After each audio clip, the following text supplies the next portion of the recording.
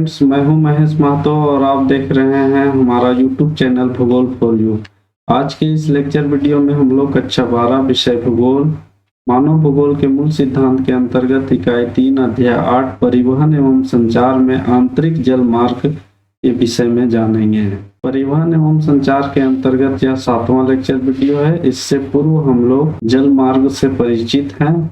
जल मार्गों में समुद्री जल मार्ग क्या है, इसके साथ साथ ही रेल परिवहन, सड़क परिवहन, परिवहन क्या है, परिवहन एवं संचार का महत्व क्या है आदि के बारे में विस्तार पूर्वक जान चुके हैं। अगर आप लोगों ने यह वीडियो नहीं देखा है तो ऊपर आई बटन तथा नीचे डिस्क्रिप्शन में इसका लिंक दिया हुआ है, यहाँ क्लिक करके आप लोग देख सकते हैं। तो आज के सेशन में हम लोग आंतरिक जल मार्ग के विषय में जानेंगे। जल मार्गों के दो प्रकार होते हैं, एक होता है समुद्री जल मार्ग और दूसरा होता है आंतरिक जल मार्ग। तो चलिए सेशन का शुरुआत करते हैं और जानते हैं आंतरिक जल मार्ग क्या है तथा इसकी क्या क्या विशेषताएं हैं और विश्व में इसका वितरण किस प्रकार है या विश्व के प्रमुख यांत्रिक जल मार्गों के विषय में जानेंगे। यांत्रिक जल मार्ग धरातल के यांत्रिक भागों में स्थित नदियों, नहरों, झीलों का प्रयोग जल मार्ग के लिए किया जाता है, तो इसे यांत्रिक जल मार्ग कहते हैं। यांत्रिक जल मार्ग किसे कहा जाता है? यांत्रिक भागों में, धरातल के यांत्रिक भागों में नदियां, नहरें, झीलें का जब प्रयोग जल मार्ग के रूप में किया जाता है तो इसे यांत्रिक जल मार्ग कहा जाता है। जो एक देश के अंदर या एक से अधिक देशों के मध्य यांत्रिक जल परिवहन किया जाता है। जैसे राइन जल मार्ग कई देशों के मध्य यांत्रिक जल परिवहन किया जाता है।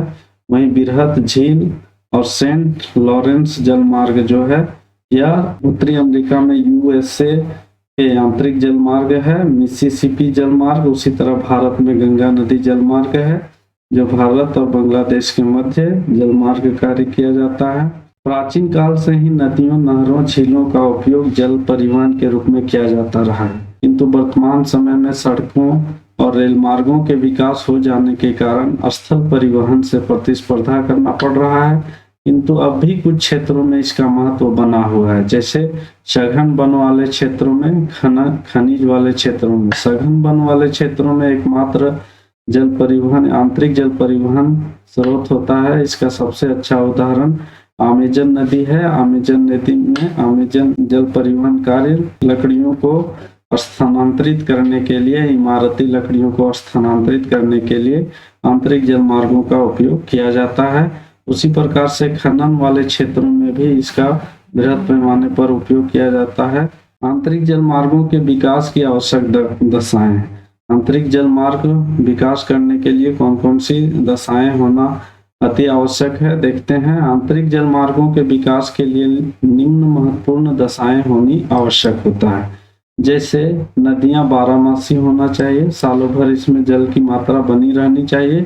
जिन नदियों में जल केवल वर्षा ऋतु में होती है उनका उपयोग वर्ष भर जल मार्गों के रूप में नहीं किया जाता है। स्वाभाविक है, नदियों में जल होना ही चाहिए ताकि जहाज को चलाने के लिए पर्याप्त जल की आवश्यकता होती है। नदियों के मार्ग में जल प्रपात, सोपानी प्रपात, नदी छिप्रिकाएं तथा महाखड्डों से मुक्त होना चाहिए।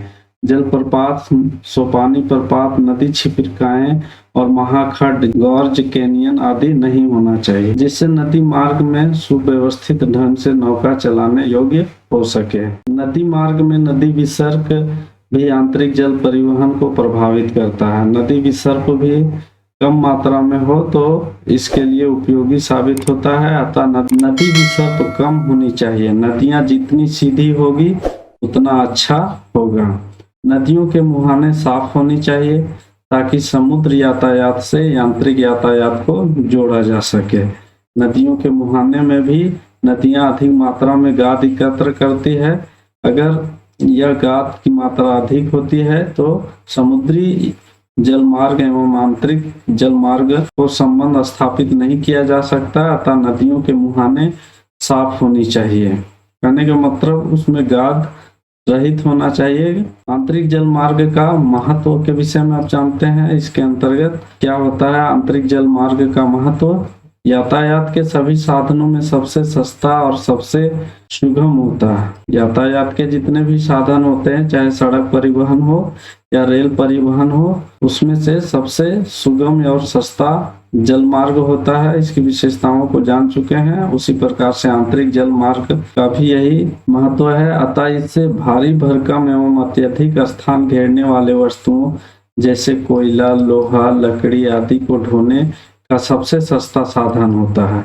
इसमें रेल और सड़क यातायात की भांति मार्ग बनाने की आवश्यकता नहीं होती है। जल मार्गों में क्या होता है, बने बनाए प्रकृति के द्वारा मार्ग उपलब्ध हो जाते हैं, सिर्फ जल वाहनों का उसमें उपयोग करना रहता है। वहीं सड़क परिवहन में सड़कों का निर्माण करना पड़ता है और रेल परिवहन में रेल पटरियों को बिछाने के लिए अत्यधिक खर्च करना पड़ता है। घने वनों वाले क्षेत्रों में नदियां एकमात्र यातायात के साधन होती हैं। घने वन में सड़क मार्ग का निर्माण करना कठिन हो जाता है, अतः वहां अगर नदियां स्थित है, बड़ी नदियां, तो इसका आसानी से यातायात के रूप में उपयोग किया जाता है। खनन, औद्योगिक एवं व्यापारिक केंद्रों के लिए भी यह सबसे उपयुक्त साधन होता है। जल आंतरिक जल परिवहन जो होता है, खनन, औद्योगिक और व्यापारिक केंद्रों के लिए भी यह सबसे उपयुक्त साधन होता है, बशर्ते वहां बड़ी नदी या झील होना चाहिए। अब देखते हैं आंतरिक जल मार्ग के दोष। आंतरिक जल मार्ग के कुछ दोष भी होते हैं। आंतरिक जल मार्गों के गुण के साथ साथ कुछ दोष भी पाए जाते हैं, जैसे जल परिवहन में अधिक समय लगता है। जल परिवहन की जो गति होती है वह धीमी गति से होता है, इसमें लंबा समय लगता है, अतः शीघ्र खराब होने वाली वस्तुएं एवं यात्राओं के लिए उपयुक्त नहीं होती है। शीघ्र खराब होने वाली वस्तुओं के लिए ये जल परिवहन उपयुक्त नहीं होता है। अगर जल परिवहन में प्रशीतकों का व्यवस्था किया जाए तो इसका भी परिवहन कार्य किया जा सकता है। अधिकांश आंतरिक जल मार्ग मांग वाले क्षेत्रों से दूर होते हैं। नदियां ये प्राकृतिक होती है, अतः कोई जरूरी नहीं है कि सघन जनसंख्या वाले क्षेत्र में ही प्रवाहित हो, अतः यह इसका लाभ उठाना लाभदायक नहीं होता है। कई नदियों में यातायात के योग्य बनाने के लिए उनके तली में रेत, मिट्टी आदि निकालनी पड़ती है या उसमें नहरों तथा जल अवरोध बनाने पड़ते हैं, जिससे रखरखाव का व्यय बढ़ जाता है।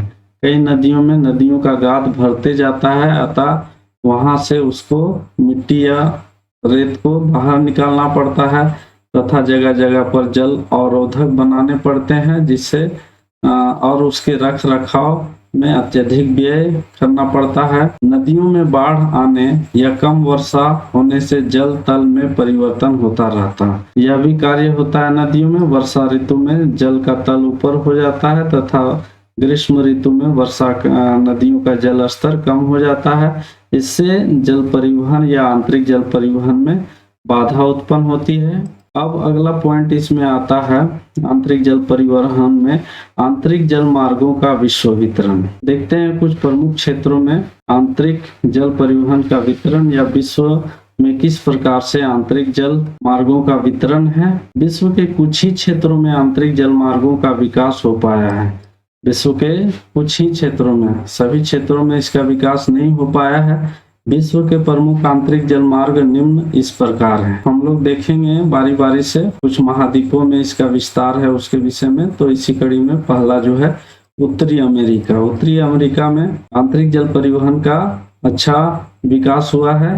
उत्तरी अमेरिका में दो प्रमुख आंतरिक जल मार्ग हैं। पहला बृहत झील सेंट लॉरेंस जलमार्ग और दूसरा है मिसिसिपी जलमार्ग। कौन कौन सा है उत्तर अमेरिका में? दो जलमार्ग, आंतरिक जलमार्ग, बृहत झील एवं सेंट लॉरेंस जलमार्ग और दूसरा मिसिसिपी जलमार्ग। दोनों के विषय में देखते हैं बारी बारी से। उत्तरी अमेरिका में यहाँ पर जो चित्र दिया गया है, उत्तरी अमेरिका में विशेषकर यूएसए का दिखाया गया है। ये जो क्षेत्र है यहाँ पर, ये बृहत झील का क्षेत्र है जहाँ 5 झील हैं। सुपीरियर झील, मिशिगन झील, ह्यूरन, ईरी और ओंटारियो, और इसी झील से जुड़ा हुआ सेंट लॉरेंस नदी है जो पूर्व में अटलांटिक महासागर को जोड़ता है। तो ये एक यांत्रिक जल मार्ग का क्षेत्र है जो उत्तरी कनाडा तथा यूएसए में प्रयोग किया जाता है, इसका उपयोग किया जाता है। यह काफी सुव्यवस्थित है। इसके विषय में और हम लोग नेक्स्ट स्लाइड में चर्चा करेंगे। साथ ही साथ उत्तर अमेरिका में ये नदी जो है मिसिसिपी नदी का भी उपयोग किया जाता है आंतरिक जल परिवहन के लिए। यह प्रमुख जल मार्ग है आंतरिक जल परिवहन में। देखते हैं दोनों के विषय में बारी बारी से। बृहत झील सेंट लॉरेंस जल मार्ग, उत्तरी अमेरिका के बृहत झील, इसे बृहत झील, ग्रेटर लेक या महान झील भी कहा जाता है, सेंट लॉरेंस नदी को मिलाकर विश्व के सबसे महत्वपूर्ण आंतरिक जल मार्ग का विकास किया है। सेंट लॉरेंस नदी और बृहत झील मिलकर विश्व के सबसे महत्वपूर्ण आंतरिक जल मार्ग का विकास किया गया है। उत्तरी अमेरिका के बृहत झील में सुपीरियर, मिशिगन, ह्यूरन, इरी, एंटारियो झील है, जो सू नहर, यह भी आता है सू नहर वेलैंड नहर के द्वारा जुड़े हुए हैं, जिससे आंतरिक जल परिवहन की सुविधा प्राप्त हो रही है। वहीं सेंट लॉरेंस नदी बृहत झील को उत्तरी अटलांटिक महासागर से जोड़ती है और अपने मुहाने पर एक लंबे एस्चुरी का निर्माण भी करती है। एस्चुरी एक नदीय आकृति है जिसमें नदी के मुहाने में अंदर तक समुद्र का जल प्रवेश किया रहता है, जो आंतरिक जल परिवहन या जल परिवहन के लिए काफी उपयोगी साबित होता है, जिसके कारण समुद्री जलयान एस्चुरी के कारण जो सेंट लॉरेंस नदी के मुहाने पर एस्चुरी या ज्वार नदमुख का निर्माण हुआ है, इसके कारण समुद्री जलयान मॉन्ट्रियल पत्तन जो अटलांटिक महासागर के तट से 3760 किलोमीटर की दूरी पर आंतरिक भागों में आ सकता है, जिसमें यह आंतरिक जलमार्ग विशिष्ट व्यापारिक मार्ग के रूप में विकसित हुए हैं। इस जलमार्ग पर स्थित मुख्य पत्तन मॉन्ट्रियल, डुलूथ, बेफेलो सभी आधुनिक सुविधाओं से युक्त हैं। इस जलमार्ग में पाए जाने वाले छोटे छोटे जलप्रपात के कारण सामानों को छोटे मालवाहक पोतों पर उतारना एवं चढ़ाना पड़ता है।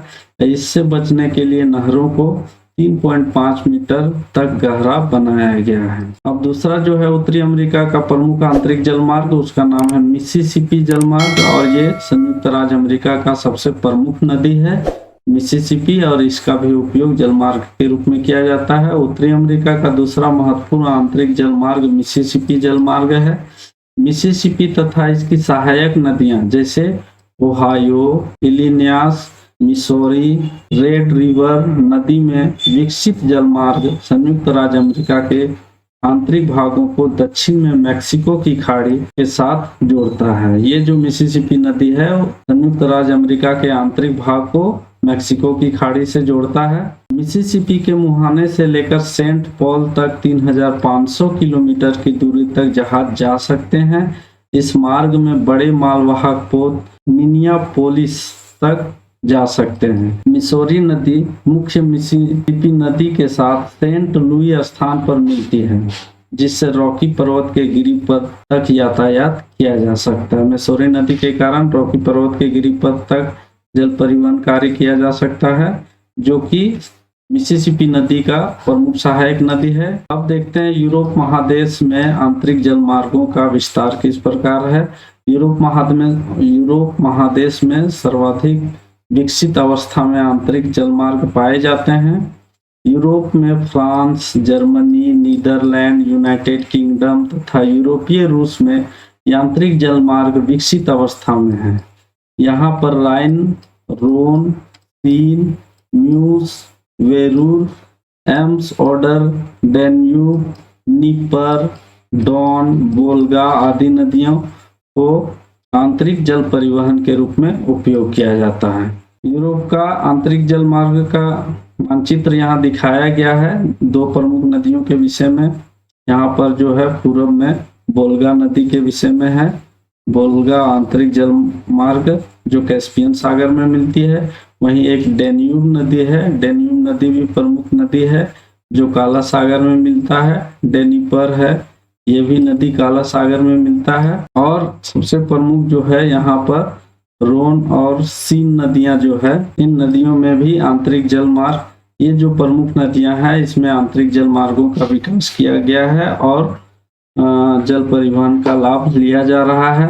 देखते हैं प्रमुख नदी जलमार्गों या प्रमुख आंतरिक जलमार्गों का बारी बारी से राइन जलमार्ग का चित्र दिया गया है। यहाँ पर राइन जलमार्ग स्विट्जरलैंड के बेसल से राइन नदी होते हुए यहाँ पर जर्मनी पहुंचती है और जर्मनी के बाद नीदरलैंड होते हुए उत्तरी सागर में मिल जाती है।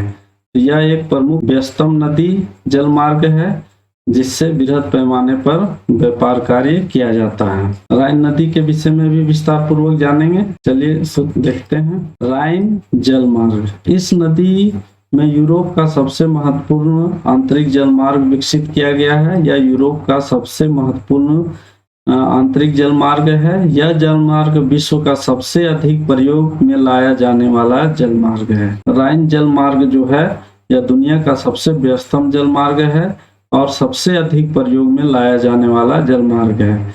यहाँ प्रति वर्ष 20,000 से अधिक समुद्री जलयान तथा लगभग 2 लाख आंतरिक मालवाहक पोत द्वारा वस्तुओं एवं सामग्रियों का आदान प्रदान किया जाता है। राइन नदी जर्मनी और नीदरलैंड से होकर प्रवाहित होती है। यह नदी अपने मुहाने अर्थात नीदरलैंड के रोटरडैम में इसका मुहाना है से लेकर स्विट्जरलैंड के बेसल तक लगभग 700 किलोमीटर लंबाई में नौकायान योग्य है। 700 किलोमीटर अपने मुहाने से लेकर के बेसल तक, स्विट्जरलैंड में बेसल तक ये 700 किलोमीटर तक नौकायान के लिए योग्य है तथा समुद्री जलपोत जर्मनी के कोलोन तक पहुंचता है और जर्मनी के कोलोन तक बड़े जो समुद्री जलपोत होते हैं वह कोलोन तक पहुंचते हैं। यह नदी यूरोप के संपन्न कोयला क्षेत्र, औद्योगिक क्षेत्र एवं सघन जनसंख्या वाले क्षेत्र के आंतरिक जल परिवहन की सुविधा प्रदान करता है। राइन नदी जो है सघन कोयला क्षेत्र या औद्योगिक क्षेत्र से होकर प्रवाहित होती है, साथ ही साथ इस क्षेत्र में सघन जनसंख्या निवास करती है। यह जलमार्ग स्विट्जरलैंड, जर्मनी, फ्रांस, बेल्जियम तथा नीदरलैंड के औद्योगिक क्षेत्रों को उत्तरी अटलांटिक समुद्री मार्ग से जोड़ता है। यह जलमार्ग यूरोपीय साझा बाजार की व्यापारिक धुरी है। यह सबसे महत्वपूर्ण व्यापारिक नदी है यूरोप का। डेन्यूब जलमार्ग या आंतरिक जलमार्ग पूर्वी यूरोपीय भाग में अपनी सेवाएं प्रदान करता है। डेन्यूब नदी पूर्व में प्रवाहित होता है। यूरोप के पूर्व में डेन्यूब नदी ब्लैक फॉरेस्ट हिल से निकलकर अनेक देशों से होते हुए पूर्व की ओर बहती है। यह टारना से वीरिना तक नौकायान योग्य है। इसके द्वारा मुख्य रूप से निर्यात किए जाने वाले पदार्थ गेहूं, मक्का, इमारती लकड़ी तथा मशीनरी है। एक और प्रमुख जलमार्ग के विषय में देखते हैं। यूरोप में वोल्गा जलमार्ग, वोल्गा नदी यूरोप विशेष करके रूस के लिए काफी महत्वपूर्ण यह आंतरिक जलमार्ग है। पूर्वी यूरोप के मुख्य 9 गम्य नदियां वोल्गा, डॉन, नीपर, ड्वीना, निस्तर आदि हैं जो 11,200 किलोमीटर तक नौकायान की सुविधा प्रदान करती है तथा कैस्पियन और काला सागर में मिलती है। इसमें से वोल्गा सबसे महत्वपूर्ण एवं लंबी जलमार्ग है। वोल्गा नदी सबसे महत्वपूर्ण एवं लंबी जलमार्ग है। वोल्गा मास्को नहर कस्को मास्को प्रदेश से तथा वोल्गा डोन नहर काला सागर से जोड़ती है। अब देखते हैं एशिया महादेश के कुछ आंतरिक जलमार्ग। एशिया महाद्वीप में चीन और भारत अपेक्षाकृत अन्य भागों की तुलना में आंतरिक जलमार्ग अधिक विकसित है। चीन में पूर्वी भाग की नदियों में जल परिवहन अधिक विकसित है।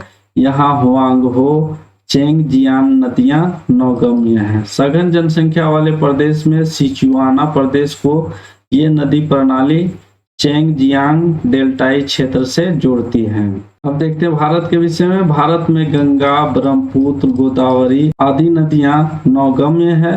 भारत में कुल 14,500 किलोमीटर जलमार्गों की लंबाई है, जिसमें से नदियों में 3,700 किलोमीटर लंबाई ही यंत्र चालित नौकाओं को चलाने के लिए उपयुक्त है। 14,500 किलोमीटर में से मात्र 3,700 किलोमीटर लंबाई की यंत्र चालित नौकाएं नदियों में किया जाता है और इसमें से 37 3700 में से मात्र 2000 किलोमीटर की लंबाई में नदियों में नौकाएं चलाई जाती हैं। गंगा नदी में प्रयागराज इलाहाबाद से हल्दिया तक 1620 किलोमीटर तक राष्ट्रीय जलमार्ग संख्या 1 है। राष्ट्रीय जलमार्ग संख्या किस नदी पर है? गंगा नदी पर। और कहां से कहां तक है? प्रयागराज से हल्दिया तक। वहीं ब्रह्मपुत्र नदी में सदिया और धुबरी तक 891 किलोमीटर राष्ट्रीय राजमार्ग संख्या 2 है। दक्षिण अमेरिका के आंतरिक जलमार्ग के विषय में देखते हैं। दक्षिण अमेरिका में अमेजन तथा इसकी सहायक नदियों में लगभग 60,000 किलोमीटर लंबे जलमार्ग हैं। इसमें समुद्री जहाज 1600 किलोमीटर अंदर तक मनौस तक जा सकता है तथा छोटे छोटे स्टीमर अटलांटिक तट से 3680 किलोमीटर दूर पेरू में स्थित इक्विटास तक चलाए जा सकते हैं। पराना पराग्वे जलमार्ग भी दक्षिण अमेरिका के महत्वपूर्ण जलमार्ग है। इससे होकर बड़े जहाज आंतरिक भागों तक जा सकते हैं। पराना में 240 किलोमीटर स्थित सांता फे तक समुद्री जहाज चलाए जा सकते हैं। पराग्वे में छोटे स्टीमर साइन तक पहुंचते हैं। उम्मीद करते हैं दोस्तों आप लोगों को यह परिवहन और संचार से संबंधित आंतरिक जल मार्ग का लेक्चर वीडियो जरूर पसंद आया होगा। अगर पसंद आया है तो इसे लाइक करें, अपने दोस्तों के बीच शेयर करें और हमारे चैनल भूगोल फॉर यू को सब्सक्राइब करके बेल नोटिफिकेशन को जरूर दबाएं, जिससे आगे आने वाले नए वीडियो का नोटिफिकेशन आप लोगों को मिलता रहे। और आप लोगों के मन में किसी प्रकार के प्रश्न या सुझाव है तो कमेंट बॉक्स में भी जरूर करें। और भूगोल से संबंधित अन्य विषय बिंदुओं को जानना हो तो हमारे ब्लॉग www.bhugol.net में विजिट कर सकते हैं। आप लोगों का बहुत बहुत धन्यवाद। मिलते हैं अगले नए वीडियो में, तब तक के लिए जय हिंद, जय भारत।